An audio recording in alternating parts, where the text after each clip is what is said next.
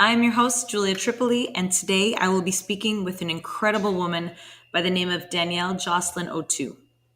She is a community builder, founder of the Female Department, leader of a nonprofit youth organization, mother, and change seeker. We will dive deep into the true meaning of allyship, the importance of holding uncomfortable conversations, and the key to making major change is all in the gig worth losing.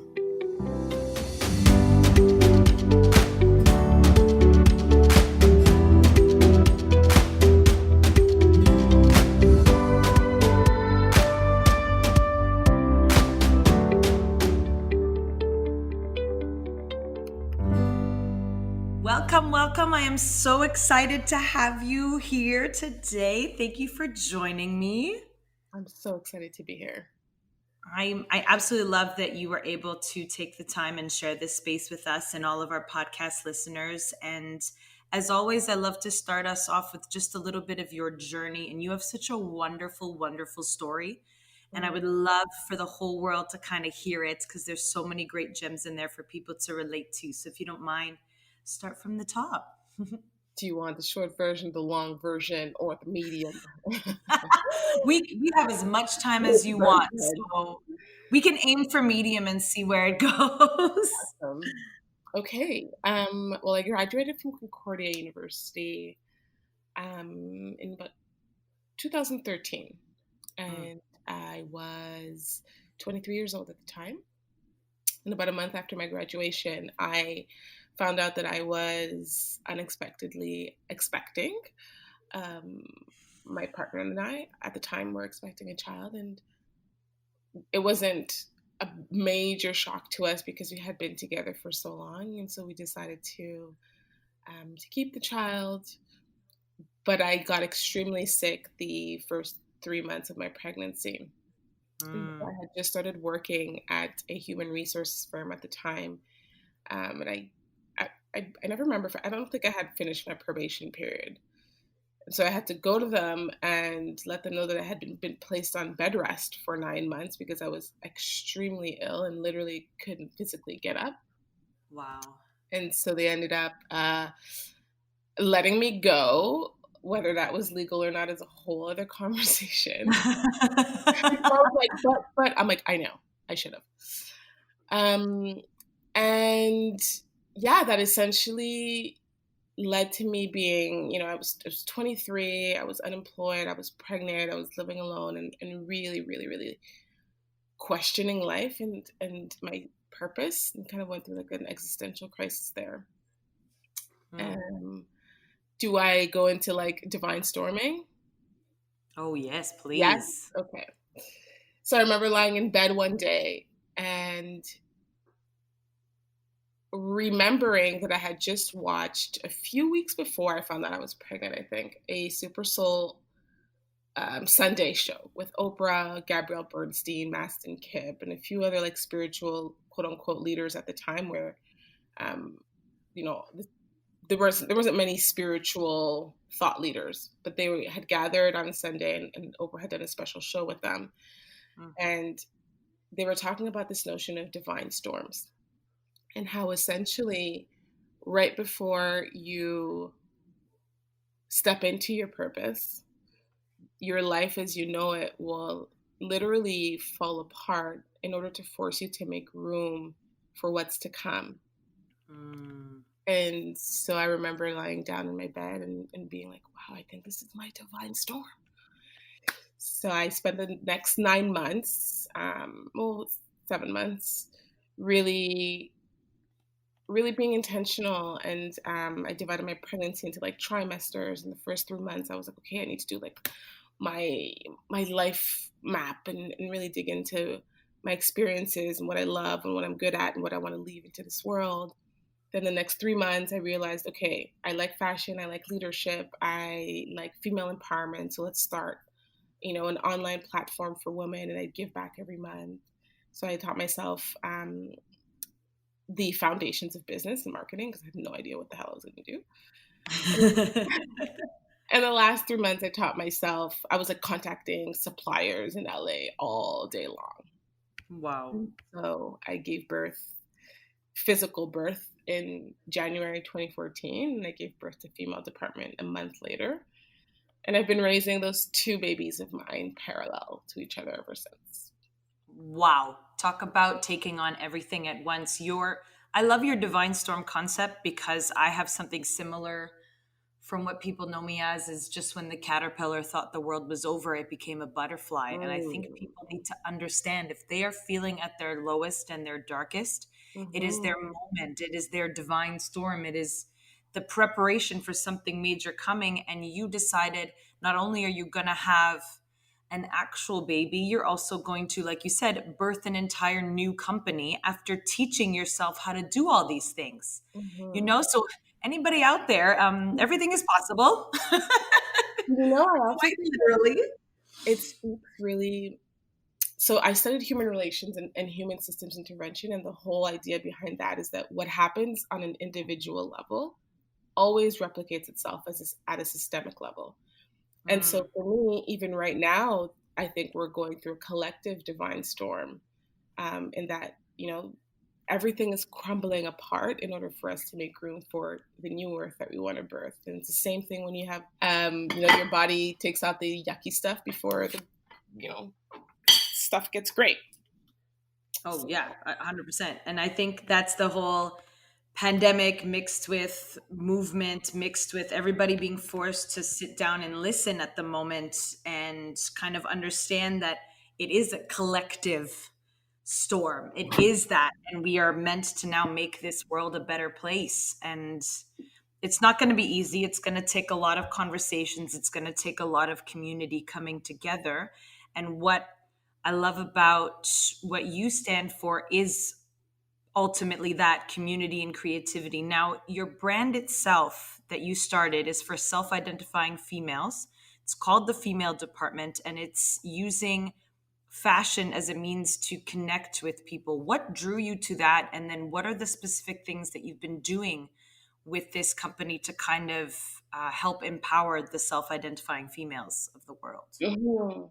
So it started off as using fashion, to empower women, and at the time it was in e-commerce, and so I was selling, the latest fashion because I loved fashion. And my quote unquote marketing strategy, I didn't have any marketing or business experience, but what I did have was really good human relations and communications experience. So my whole calm strategy for the brand was to use fashion as a means to gather women and to have certain conversations. And I would use real models, and I would profile them, and we would talk about business and entrepreneurship and all these, these things that seem so normal today that 7 years ago were very brand new. And what came from that was Brunch in the City, which is our biggest event that we hold every year, where we gather, women from different walks of life that are entrepreneurs, and we literally have the bestest, most amazing, funnest, tastiest brunch and shop, with 500 women across the city. And Wow. what came from Brunch in the City was essentially people were the energy at Brunch in the City, and anybody who's been kind of knows what I'm talking about. But there's just like this electrifying energy in the room, and everybody would always ask my former partner and I, like, okay, but apart from Brunch in the City, what are you guys doing? And we'd be like, we sell clothes. And so it became increasingly clear that our heart was really in the message and in the gathering and in the fostering of the community that we were developing, more so than fashion, to be honest. I like fashion, great, but have I ever bought a Vogue magazine in my life? Absolutely not. Mm. So we closed the online store and rebranded as a collective. And since then, we've been hosting these super dope conversations with women for the past almost 4 years, about anything from section spirituality to money to intersectionality to you name it. Wow. So the fashion element, I mean, that is a great place to start if that is something you love. And it is something that is kind of, I guess you could say easy to kind of bring people together because it has a visual component to it, but you wanted to do something more and that was made clear. And by now having this collective, you're able to kind of redirect and make more major changes. Were there other things that you kind of felt were missing that you are now able to kind of do a little bit more of after closing the online shop? Um, I mean, our our sweet spot really is in like having difficult conversations. Um, Mm, and I think that that's one thing that we've been doing really well for the past few years is just gathering women from all walks of life, literally all walks of life. I'm not even joking. If you walk into a female department event, our diversity is through the roof. Um, and asking us to literally talk about our differences, but most importantly, what unites us as women, or self-identified women, rather. hmm So, yeah, I really think it was really in like the creating and the holding of the space where we really found this magic and this vulnerability that and sense of community that at the end of the day, I think everybody craves. Oh, I absolutely love that, the magic and the vulnerability, and it is key. I think now even more and more people are realizing how important these difficult and uncomfortable conversations are. And you actually had a conversation a while ago with a friend of yours, and it was only just recently featured as a Forbes article. I was wondering if we Mhm. could talk a little bit about that. So, the main feature was how to call out brands for their lack of diversity. So, you're someone that is definitely an advocate for diversity. You just said so about all the different walks of life that you have within all of your initiatives, and being able to call out brands and companies for their lack thereof, even if it costs you the gig. And honestly, that's a big issue in the dance community. And here's where Mhm. I kind of enjoy this crossover conversation, because we live in constant fear of not moving our careers forward. And for some reason, I think we think that might only be in our walk of life, in our Mm. dance world, but it's definitely, definitely not. And you came up with some amazing things. And your main questions in this article for your friend was basically, what is your internal breakdown? Who is the other talent involved? Basically, having some sort of inclusion rider. What Mhm. is your long term strategy for ensuring that you are walking the inclusivity walk and not just, ticking off a diversity checkbox? Can you go a little further into these questions and how that they came about? For sure. Um, I think obviously, given everything that's going on, there's a lot of talk on allyship. Um, hmm and, everybody wants to stamp the label ally on their bio and like, I'm an ally and like, I do allyship. But, Right. Do eyelash like but it's crocheting or something. literally, and allyship is not something that you arrive at. It's something that you continuously practice, that you show up for, especially when there's nobody watching. And so, for someone like me who works with brands, and someone like her who works with brands, just a little bit of context. Our initial conversation was because she was, called to speak to a conference, and she was so excited about speaking on that conference. And she sends me the link, and I'm looking at the speakers, and I was like, "Dude, are you fucking kidding me?" Mm. And she was like, "Oh yeah, you're right. Yeah, I'm gonna tell them something." And then she went back and didn't say something, and she ended up telling me like, Because there was no diversity, right, in the yeah. panel. And she was so afraid. And she's like, oh, like I was scared to lose. Like I didn't want them to not. And I was like, bitch. That's not what I said. It's not what I said. But essentially, we had, it ended soon in conversation around like, okay, how to have these conversations. And even if you did lose the gig, like, do you really want to work with brands who don't believe and who don't share your values? So, Mm. um, these points really kind of go into highlighting that, and whether it's something like just requesting or asking who the other talent taking part in a gig is, referring personally any BIPOC talent that you know, um, including a diversity rider as part of like your working clause. Like I only work with brands that are XYZ, and working with a diverse roster of creatives is a point in your clause. And, holding them accountable, asking, okay, what are your long-term goals? Checking in on their long-term goals and really asking them to do the work if they're going to work with you, which is something that I personally practice. And I think any brand who works with me, who has worked with me in the past, knows that there's some of the main and first conversations that we have on an initial call. It's good that you stand by that, and it's good that you have that from the start. So for people, let's say, wanting to do this now, because I think a lot of us, have not been certain on what it is that we can do, in the back of our minds probably knew that this is something that should have been done, or steps that should have been taken, or we've definitely arrived on set or arrived on panel and seen this. But a lot of the times we get excited just for being asked, much like your friend did, and we say yes. And the only conversation is sometimes about money, which is a whole other conversation. Yeah. But what could be, for people doing this for the first time, because we need everybody, what would be some of your suggestions?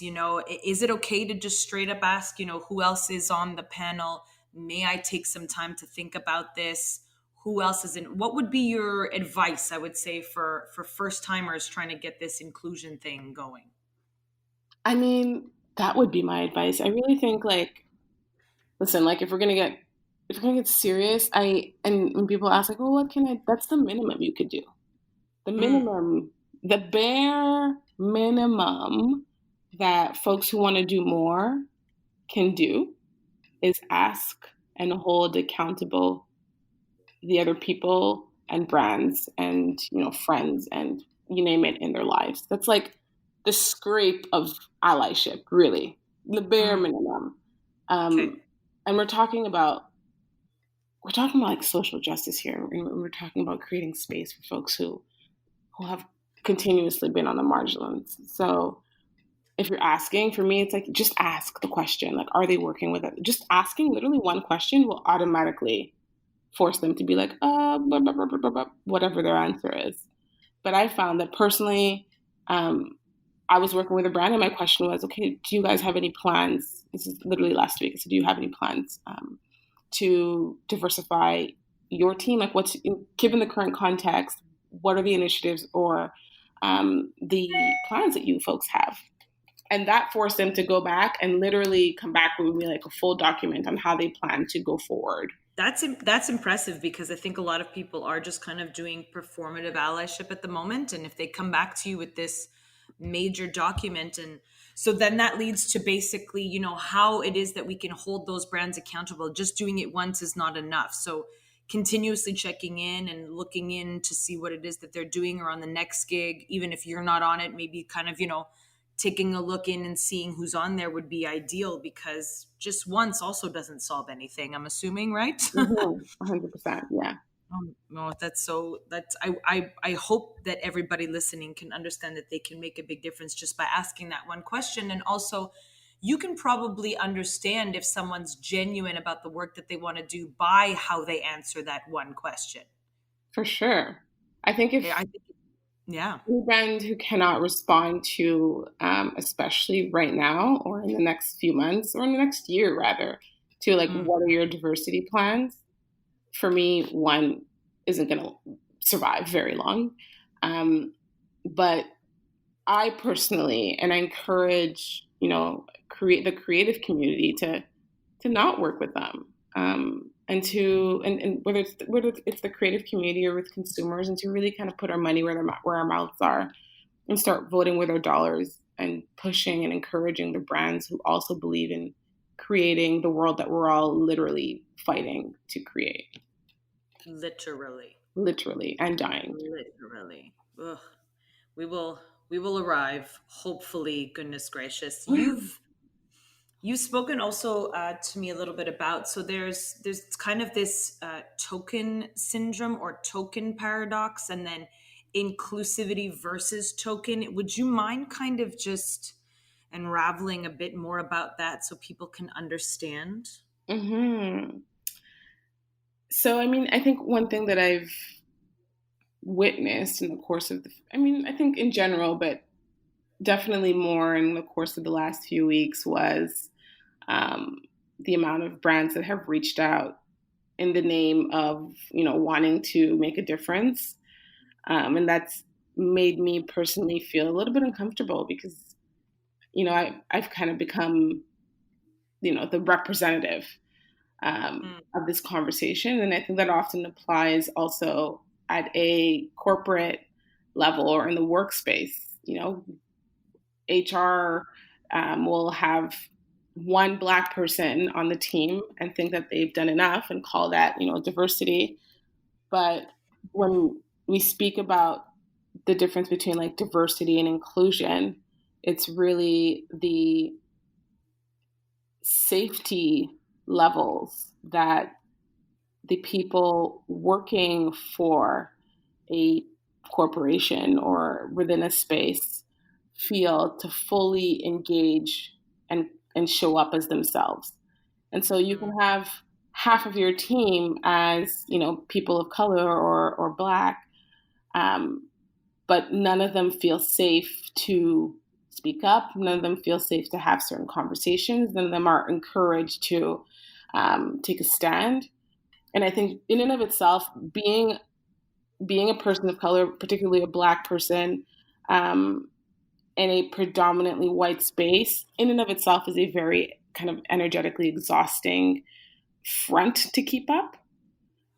And so the inclusive workspace job is to ensure that the people who already have an additional layer of oppression outside can come to their work and really show up and be their most creative and most innovative self. And that the environment to do so, fosters that level of authenticity. What would be some great things that, let's say, those people up there in power and business owners, and maybe even if that could trickle to dance studio directors, what would be some things that would be key in that inclusion, in that genuine way of providing a safe space? I feel like there's a lot of different things that we could be doing, but some stuff that people are not realizing at the moment could actually be harmful even by not providing that safety. You could be saying you're not racist, but you're still not giving someone a safe space, like you said. I find that very interesting. What would be some safe space elements, perhaps? So I don't know if you know Brene Brown, but I'm like an avid Brene Brown follower and disciple. And she often talks about her whole thing is like work culture and fostering cultures and leadership that are vulnerable and that allow people to show up as their full self. And a key element to building trust, because at the end of the day, when we say like, inclusion and all this stuff, at the end of the day, from a basic human emotion level, it's trust and safety. And in order for people to feel safe and to feel like they trust the work and the space that they show up in every day, the first step to fostering that is vulnerability, and really the notion that by a leader expressing and being completely transparent with his intentions and with his, dead angles or short-sightedness, and just being like, hey, listen, like, this is a very awkward conversation. I'm just trying to figure out how to do better. How are you feeling? How can we help? And just by leveling the playing field in that sense and opening yourself up to that level of vulnerability, you're giving permission to the other person to do the same. And so something as simple as, checking in on them, or, having them be a part of certain conversations, highlighting their voice, amplifying their voice, providing them with the resources to grow into their role. All of these things are things that you can do to foster an environment or a culture of of inclusion, but vulnerability really is the first step. Right. And admitting to yourself, that we have to kind of, you had said this to me, you have to kind of like dismantle the system within first. Hmm. So those of us who are not people of color, we need to dismantle that from the inside first and then come forth with that uncomfortable conversation Yeah, and not be afraid to do that, because vulnerability then offers this safe space and it fosters that culture, just like you said. yeah. Also, just to add on to that, dismantling the Mhm. system is a collective effort. So every single person, because we're born into this system, there's a lot of Black folks, suffer with internalized racism, with internalized trauma, with, unaddressed healing. And that in and of itself is like work that we have to do. So imagine the work that white folks have to do if we also have to do so much work. Mm. So I think how dismantling the system within us shows up for Black and white folks is completely different, but equally important. It is equally important, and we have to ruffle those feathers. You said to me before we came on today that, using your privilege to speak up can have a positive impact. And I would love for you to kind of speak a little bit more about this, because it's become very prevalent that a lot of people haven't been speaking because they feel like they don't know how to use their voice and they are afraid of being wrong. This is happening all the time, all over the place, and all over the world. This fear of being wrong, but it takes the people of a certain privilege to speak up so that there is a different type of positive impact. What, using our voices, let's say, because you're saying that the of color and the not of color have, there's differences there of holding that type of space. What could we perhaps be doing with our privilege and with our voices that would be helpful at this time? I think I'm like I work in social change, so I'm a firm believer in change being this multi-lane highway. Mm, That folks just need to find which lane that they're most comfortable being on. I mm, personally don't believe in everybody doing the same thing. I don't believe in folks doing things that doesn't feel authentic and right to them. But I think that everybody should find the lane in which they're most comfortable driving the change forward. And for some folks, that may be like, silently reading at home their white privilege and white fragility books, um, and doing the work internally, without anybody watching. Some folks, it might be, organizing the protests, showing up at the protests, signing the petitions. Other folks, it might be on Parliament Hill, who have a little bit more influence and can push policy forward. So I think that so long as everybody keeps the foot on the gas in the way that feels the most authentic and true to them, um, we'll get there. And a lot of folks, we do, and that, let me just be clear that it's important that folks speak up. Absolutely. And it's important that people use their platforms. Absolutely. Is that the only way to go about driving change? Absolutely not. mm. It has to be.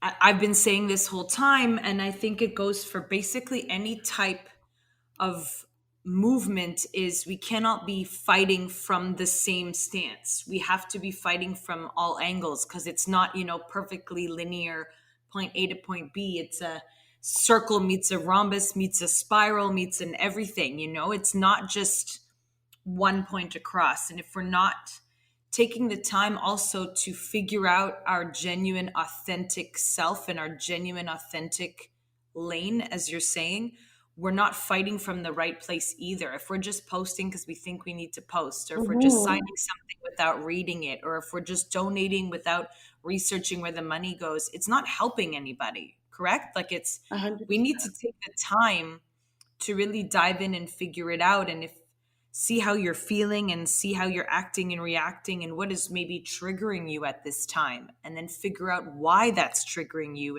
and dig a little deeper. This pandemic has forced us all to kind of sit down and listen to so much, but also forcibly fast forward our lives in a certain way of Totally. realizing things we might not have realized for years and years and years, you know?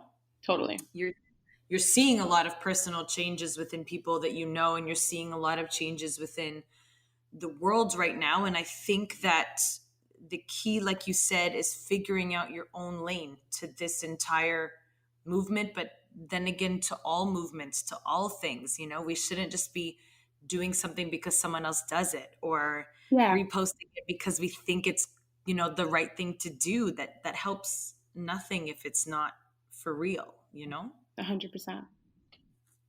I wish that more people could kind of take the time now to sit and just listen and figure things out a little bit better than jumping on it. But it also goes a little bit, you're in social media, so you probably see it so much, is the fact that we live in this world of instant gratification, and everything's got to be right away and done right away. And if you don't jump 100%. on the Yeah. train right away, you And miss it. I can understand how a lot of folks are like, okay, but like if I don't post then I'll get called out. And if I do post, then I'll say something wrong. And like, shit, yeah. Like, welcome to life of a marginalized person. Um, like, yep, that's our entire life. So you have to be open to learning and adjusting and being corrected and being called out. I don't know, just today I got called out by a friend of mine who's a little bit further on her journey, because I said something like, I use a term like paralyzing. And she let me know that, paralyzing is, not the best term to use because it promotes ableism, and it's a disability. And so I'm constantly learning, and I'm like, every time I get called out, I'm like, oh shit, I get the punch to the stomach. It's like, oh shit, okay, okay, but you pick yourself up and you go again, and that's how I've come to learn so much. And yeah, I've just become so teachable, because the more I do it, the more I learn, the faster I get up after every punch, and I'm like, okay, yeah, okay, right, next time out. And that's how you change the world. And that's how you become a better person in order to make the world a better place. I like that you said teachable. I think a lot of us take offense to somebody saying something. Now, then again, there are different ways to say things. I'm not sure how I feel about the shaming online, or I would love to actually hear your thoughts on the call out culture, because I think we need to hold each other accountable, but I am someone who still believes that we need to speak from a place of kindness, because hate just fuels more hate. What are your thoughts on that, and being able to actually make a difference as far as how people are going about things? Mm-hmm. I have two thoughts that I struggle with, to be very honest with you, every day. And it depends on the day. Sometimes I'm like, you know what? Today I'm going to be kind and patient and compassionate. And some days I'm like, I don't feel like being kind and compassionate today. I have a little Mhm. bit more time and a little bit more frustration. So I think this idea of tone policing oppression is real. I think that, especially in the United States, especially folks who have experienced real, covert, um, harmful experiences, Mhm. I can never ask or expect, and we should not expect them to be kind about the way that they go about requesting justice. Right. Um, because the problem with tone policing is that it puts the focus on the tone and not the systemic issues that have contributed Mhm. to the internalized like the frustrations that folks have. Um, Right. and so people have every single right to be upset. They have every single right to be frustrated, to be impatient, to be, we can't tell people how to manage their pain when it's been inflicted upon them for quite literally millennials. Um, So that's one thing. And then on the other side, I studied human relations, and so I'm a very avid believer, and I understand that shame and guilt are not emotions that drive human change. Nobody in their life, literally in the history of everdom, has, made a significant change in their life because they felt guilty to do so, or because they were shamed into doing so. And if they did, those changes were not sustainable in the long term. And so I think that there are ways in which we can foster these conversations and hold these spaces that require a little bit more compassion and a little bit more patience, especially as folks are learning and unlearning, and it's uncomfortable. And in order for it to really work, we'll have to really kind of buckle up and teach. But at the same time, we can't police how folks feel and have felt for decades on end. I can understand why these are thoughts that you go back and forth with every day, having, been someone who's dealt with this, let's say, and then someone, like you said, who studied human relations and understands that people tune out when you yell at them, Mm-hmm. like that. They automatically hear white noise. So if you're yelling at someone over the internet per se, they're not going to, like you said, listen to the actual facts being given and try then to understand why what they did was perhaps offensive. Even if you mean well, everybody, for the most part, right now, I think means well. I think they are trying to do what's right. I Mm-hmm. mean, and they're just sometimes, we might post the wrong facts or the wrong thing, and then you see, one thing was a fundraiser and then turns out it was a scam. And this goes for 95% of the things on the internet half the time. Yeah. But if we automatically jump down each other's throats, it's hard to not take those things personally, and then it actually ends up quieting people down. I feel you're Yeah. not going to want to then post ever again. So maybe there needs to be some sort of middle ground. Like you said, you cannot, tell people how to feel. And that goes for both ends, the people feeling that oppression and then the people trying to help. Those of us trying to help who have not necessarily felt these things cannot take it personally if someone is letting us know that we've perhaps posted or said something incorrect. We need to say, thank you, and listen and see how we can move forward. And then I'm like you said, I'm we cannot tell people not to be angry either about how it is that they are currently feeling. So Yeah. it is that's a tough thing to navigate, but I think that's what a lot of people are having trouble with now, on figuring out what to do and where to go, because those two sides, genuinely do make a lot of sense, right? 100%. And um, I think when we talk about, white fragility, Hmm.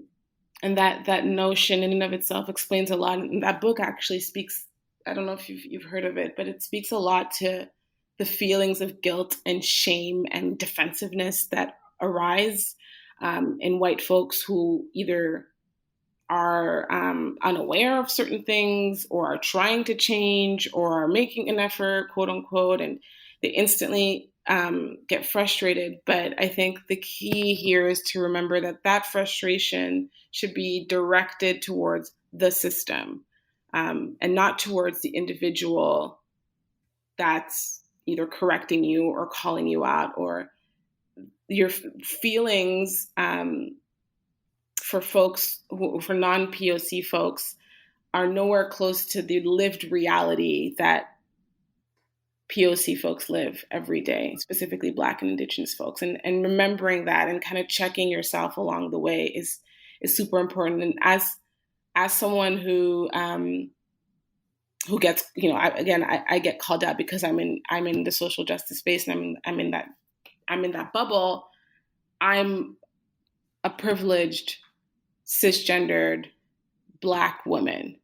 And so queer Black women will call me out, and trans Black women will call me out, and I'll have to humble myself and be like, okay, you know what? It's not about me.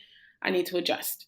So I'm constantly adjusting, and it's so uncomfortable. And at the end of the day, privilege is not something that only white people have. I think everybody needs to check their privilege, and everybody needs to be flexible in the ways and in which they inflict harm, whether it's unconscious or not. Does that make sense? That absolutely makes sense. And I think people automatically go on the defensive when they hear the word privilege because they kind of relate that more to spoiled or being given a lot. And so a lot of people go, well, I'm not privileged. I grew up with one parent. I worked very hard my entire life. Mm-hmm. I this, that, and the other. And all that to say, yes, you might have gone through all those things, but the color of your skin and the current situation that you are in, and perhaps what you were born in, as much as you couldn't control what you were born into, what you were born into kind of puts you a little bit ahead in this race based on your color, based on your situation. And it's Yeah. kind of all we need to realize. Privilege, you have to accept that in order to move on and in order to move forward, because you need to understand that you got a bit of a head start in a race compared to other people based on literally just what you were born looking like. Yeah. You And know, for some folks, it's it's not not. even, for some folks, it's, what they're born looking like. For some folks, it's their gender. For some folks, it's, their sex, men. Yeah, yeah, For some folks, it's their education levels. Um, yeah. and so when I say like I'm a privileged Black woman, it's because I had access to high levels of education and grew up quite comfortably. And I'm cisgendered, which is the preferred quote unquote or the most acceptable form of gender identity. So ticking all those boxes and being like, okay, where am I privileged in my life, or in which ways have the current societal constructs given me more advantage, and how can I constantly be aware of these things in the fight for a better world, and turn around and make sure that I pull the folks who are we're still Black folks, but simply because of their gender or economic status or access to education, don't have access to the spaces that I have access to, and pull them in with me. And that's everybody's job. It is everybody's job. And I think that's why you advocate for the fact that it's so important to not work with that brand, to not take that gig, to not do that show, because of how important it is for us to all be together in evoking this change. And the gig worth losing needs to be on everybody's minds now. And Hmm. that goes for so many different communities. So, dance, branding, social media, sports, news, all of it. That gig worth losing needs to be the first thing on your mind now, because that's how we're going to make a difference as well. Absolutely. And you'll get Right? the other gig.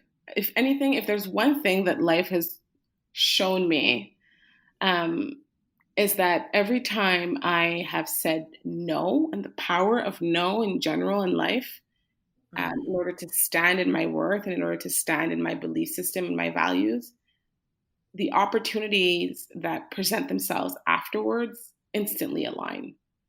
And so I really believe in this kind of metaphysical law that standing in your ground in terms of the things that you believe in terms of your own self-worth and your values, will filter the opportunities, the people, the places that are not for you. Oof. Do you have any specific examples of maybe how some of that has worked out? I would love to let people know that it is real. It is a real thing, because That's a we are so reason.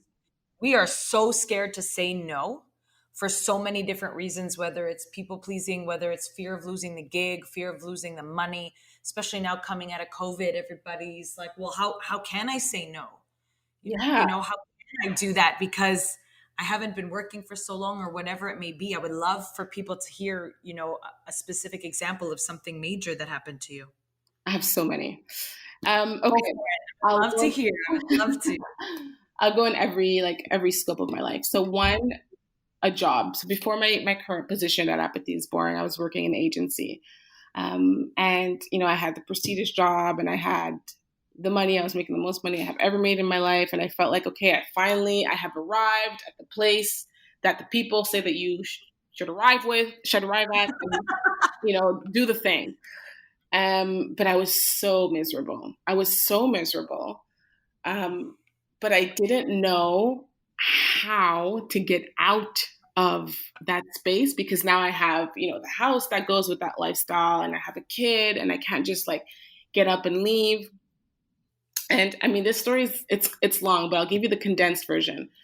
The amount of signs that I received in the space of 3 days that I needed to leave this job was overwhelming, and I was petrified. And my father, who knows me more than anybody in this life, would tell me like, "No, I know you. Don't leave without having another job. I know you." And I was like, "No, Dad, I cannot. Every part of me is literally dying every time I step into that office."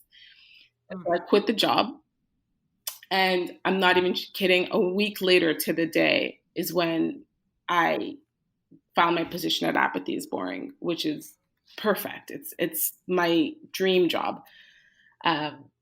And that only confirmed for me that when you stay aligned and you have faith and you know that there's better out there, because sometimes we think our imaginations are crazy and that, our lived experiences are the proof in the pudding. But for me, it's the opposite. And I think for anybody who's accomplished anything major in their life, it's the opposite. It's our imaginations are real and the lived experiences are not. And so that's example number one. Example number two is my current space, my house that I live in now. When I had to move my place before that, I was looking for spaces, but I didn't fall in love with anything. And my parents would be like, bitch, like you need to find a house. What are you doing being picky about where you're staying? You need a home. Just get any home. And I was like, no, I need a home that I feel inspired to walk into every day. I deserve a home that makes me feel great. I deserve to be in a space that, I love to be in every day. And I literally turned down like all of these homes. And I think it was like June 28th, and I had to move in 3 days. And lo and behold, I found my current spot, which is, literally anybody who knows me knows how much I love my house. And just because, again, I refuse to settle. Keep in mind that I understand that, there are folks that can't literally afford to be so picky all the time, right, because of their life context. And so I'm very aware that some lived realities don't allow folks to have that luxury. However, I'm still a firm believer that if you hang on to what you think you're worth in your mind and what you think you can call into your mind, that'll come through. And then my last example is, with my partner and, letting go of past relationships, because I knew that there was something greater out there. And it was extremely hard because I've been in relationships with great men, but I knew there was more. And, having the strength to walk away with the firm belief that something better would show up, and lo and behold. So I can go on. No, but those are three major, thank you. Those are three major examples in three completely different fields. So people can understand that there is a major power to know there is importance in, the gig worth losing, and new doors cannot open unless you close others. You're not allowing yourself to be invited into new spaces if you are closed into the space that you're in. And much like jobs and relationships and things like that. And sometimes when you quit, especially as dancers, when you quit that 9 to 5 that you hated or whatever it may be, that also gives you the push to pursue your dance career, tenfold. Yeah. It gives you that extra kick in the ass, right? So you mentioned Apathy Is Boring. I know that's your nonprofit, and it helps youth to become change makers. I think that's an important thing right now. Can you just kind of give me a little bit more info on that? Sure. So Apathy Is Boring is a pan-Canadian youth-led organization, and youth-led meaning every single person on our team is 35 and under. Wow. And I know it's phenomenal.